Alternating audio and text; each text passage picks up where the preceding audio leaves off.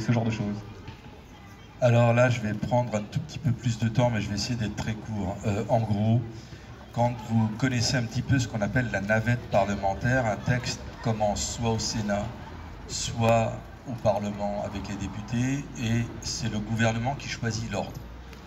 Les projets de loi sont proposés par le gouvernement. Actuellement, il n'y en a quasiment aucun qui passe. Donc la façon de gouverner, c'était de dire la majorité de droite au Sénat, vous faites des propositions de loi, on les prend, c'est le cas de la loi du plomb, et on les présente à l'Assemblée. L'Assemblée ayant amendé la loi du plomb en commission, donc parce que les textes sont discutés en commission puis en hémicycle, ils ont fait quelque chose d'extraordinaire. Je vous parlais d'un déni de démocratie tout à l'heure. La majorité, entre guillemets, du bloc central a fait ce qu'on appelle une motion de rejet préalable sur son propre texte.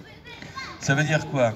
Ça veut dire que le Sénat l'a voté, ça arrive à l'Assemblée, il a amendé en commission, et quand il arrive en séance, eux-mêmes le rejettent.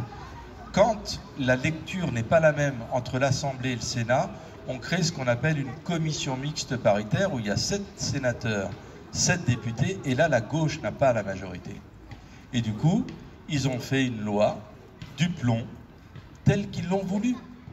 Et comme il y a eu la pétition de 2 millions de signatures au moins qui s'est fait pendant l'été avec des conditions de signature très difficiles, ils ont été très surpris. Et je vais vous raconter la petite anecdote très piquante quand même.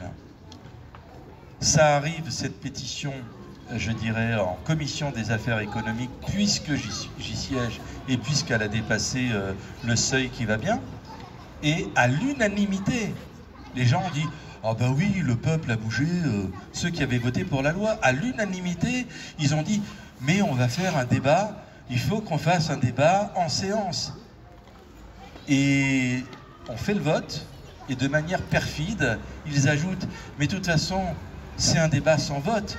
Il faudra bien prévenir les gens qu'on ne va pas les leurrer. » Et là, on lève la main, nous, les diables rouges et les filles, disent ben si, il y aura un vote, parce que qu'est-ce qu'on va faire?